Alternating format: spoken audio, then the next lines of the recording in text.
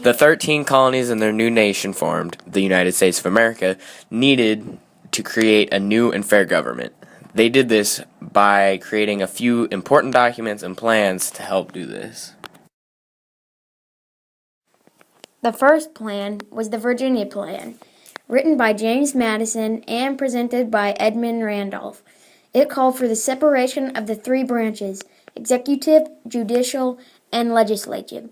It created a two-branch legislature with both houses based on electoral systems. Much of the Virginia Plan was adopted by the Convention and written into the Constitution.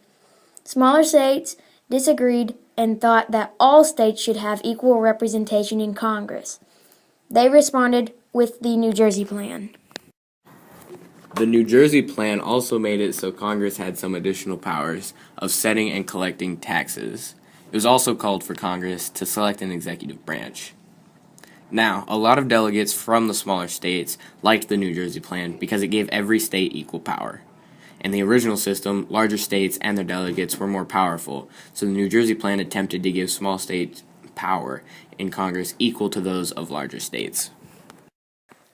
Now that we're done with the plans, let's get on with the compromises. One of the first compromises was called the Three-Fifths Compromise.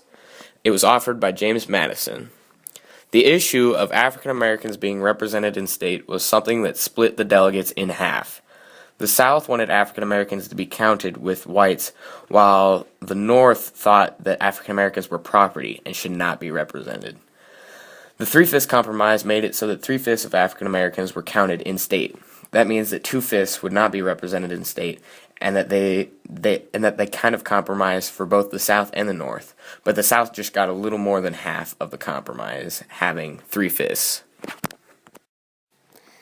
The Great Compromise was another compromise that the delegates came up with. Roger Sherman was the historical figure who decided to come up with the Great Compromise.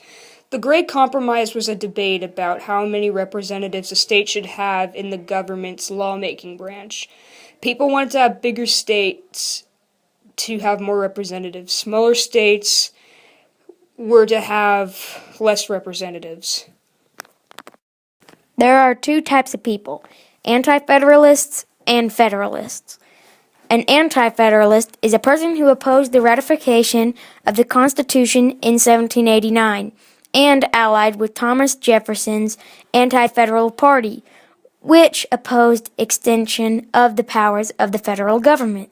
This meant that they did not want the federal government to gain any more power, so they did not like plans such as the New Jersey Plan. The other type of person was a Federalist. The Federalists were the party that supported the Constitution. Federalism implies the belief in a strong central government.